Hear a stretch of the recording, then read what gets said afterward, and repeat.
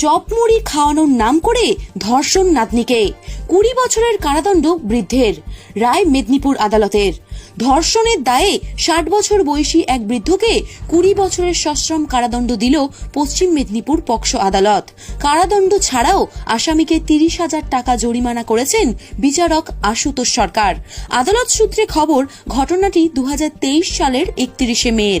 12 বছরের নাবালিকাকে খাবারের লোভ দেখিয়ে প্রতিবেশী দাদু তাকে একটি নির্জন জায়গায় নিয়ে গিয়ে যৌন হেনস্থা করেন। তাকে সোমবার দোষী সাব্যস্ত করে আদালত। মঙ্গলবার শাস্তি ঘোষণা হয়।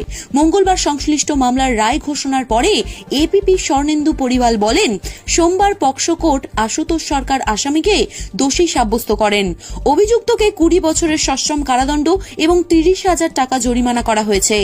অনাদায়ে আরও 1 মাসের কারাদণ্ডের নির্দেশ দিয়েছেন বিচারক। দ্রুত বিচার প্রক্রিয়া হয়েছে।